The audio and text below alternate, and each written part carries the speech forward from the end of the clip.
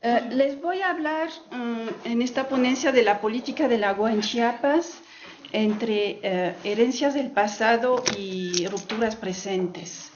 Eh, Mi punto de partida es un análisis de las políticas públicas, las cuales, bueno, si consideramos una línea de tiempo, podemos considerar en un primer momento que las políticas llamadas públicas fueron en un primer momento gubernamentales, ¿no?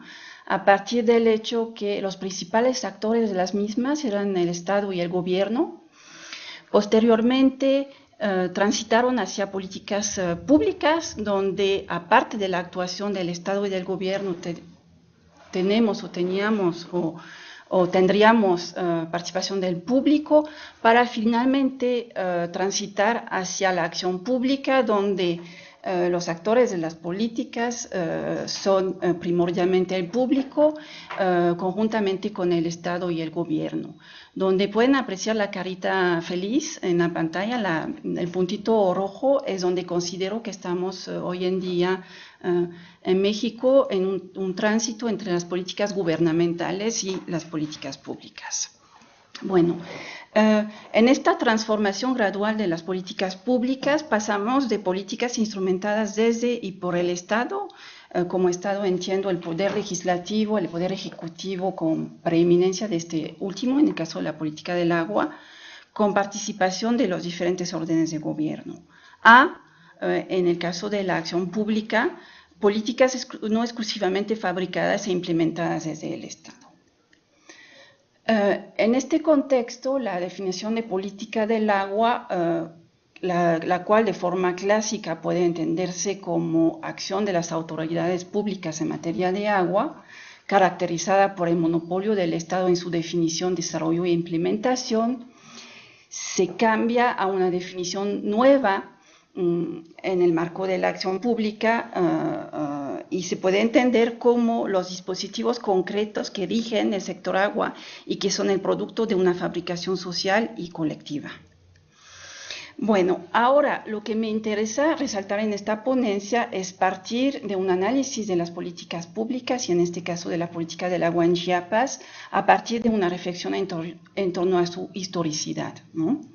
Es un planteamiento bastante reciente dentro del análisis de políticas públicas que pretende entender cómo las decisiones pasadas pueden ser determinantes y condicionantes para las políticas presentes y futuras, que utiliza el enfoque histórico como explicativo, ¿no? Que intenta entender cómo los mecanismos de causalidad del pasado afectan al presente y que permiten entender las manifestaciones recientes de una política pública, su génesis, su institucionalización, su legitimación y sus categorías de acción. Entonces, lo que se trata es analizar en cuáles condiciones y en qué medida el pasado tiene efecto en el presente, ¿no?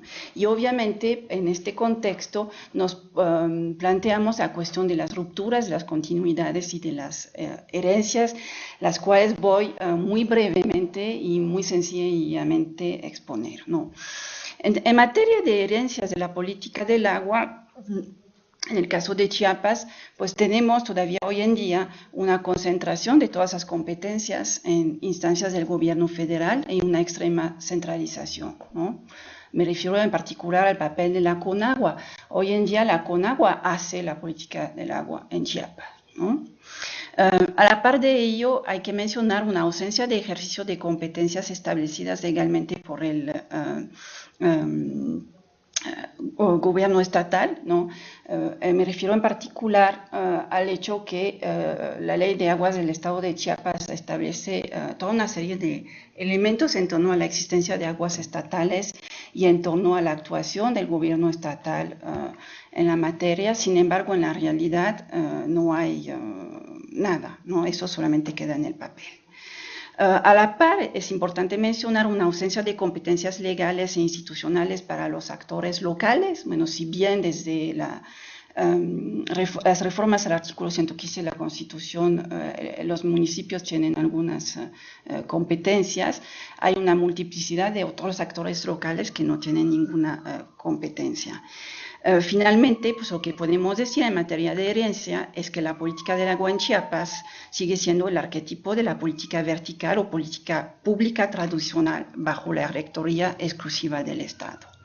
A la par de ello, es importante mencionar que, bueno, como lo ha sido históricamente, sigue siendo una política fabricada por una élite, los ingenieros, que es una élite técnico-política que llegó a jugar un papel fundamental, como lo mencionaba Boites en la formación de la nación mexicana.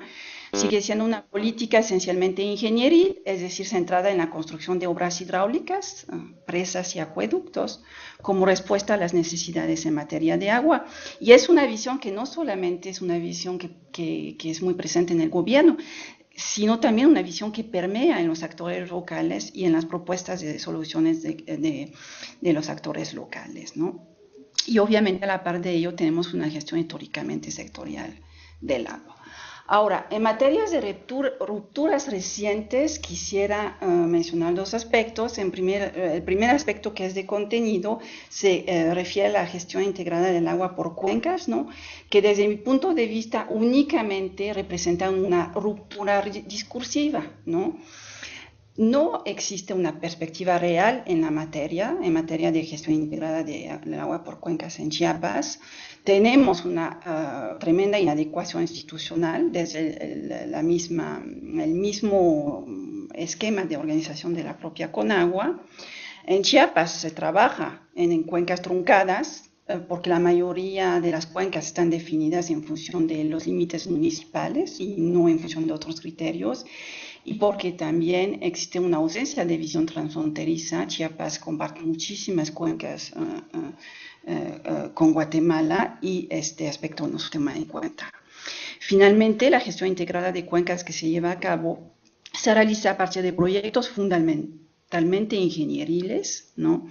Y en el marco de la gestión integrada del agua por cuencas, donde el papel de la participación es fundamental, lo que podemos observar es la existencia de instancias de participación poco participativas fuera de las dependencias gubernamentales y de las élites políticas.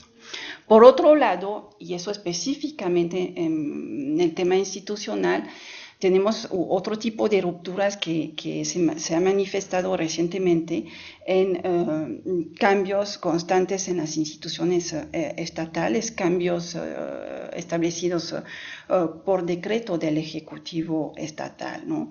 En el 2006 se forma la Comisión Forestal Sustentable del Estado de Chiapas, que abarca un departamento de cuencas. En el 2008 la Comisión Estatal de Agua y Saneamiento fue absorbida por la Secretaría de Obras Públicas después de 17 años de existencia, apenas cuando esta institución se empezaba a fortalecer. En el 2008 se crea la Secretaría de Medio Ambiente y Vivienda. En el diciembre del 2008 se crea el Instituto Estatal del Agua, de tal forma que en el 2008-2009 teníamos 5 instituciones estatales que atendían el tema del agua. Nuevamente, en diciembre del 2009, la Secretaría de Medio Ambiente y Vivienda absorbe el Instituto de Historia Natural, que también atendía algunos aspectos del agua, que era una instancia con 6 décadas de existencia. Entonces, lo que tenemos hoy en día, a raíz de esta ruptura institucional, es una fragmentación institucional en la política del agua, una falta de coordinación, una duplicación, y obviamente eso tiene como consecuencia una excesiva rotación de funcionarios, ¿no? A la par de ello, hay que mencionar que existe una inaplicabilidad de la Ley de Aguas del Estado, dado que las instituciones que aparecen con competencias en esta ley ya no existen hoy en día. Para concluir, quisiera mencionar que la implementación de la política del agua en Chiapas refleja más herencias que rupturas encaminadas a su real adecuación a las circunstancias culturales y naturales del Estado. Eso permite una persistencia del yugo de la federación y poca participación de los actores locales. Y finalmente, eso nos hace pensar desde el punto del análisis que el carácter de las rupturas que he mencionado contribuye a inscribir la política del agua en Chiapas en un esquema de continuidades donde prevalecen finalmente las herencias del pasado. Muchas gracias.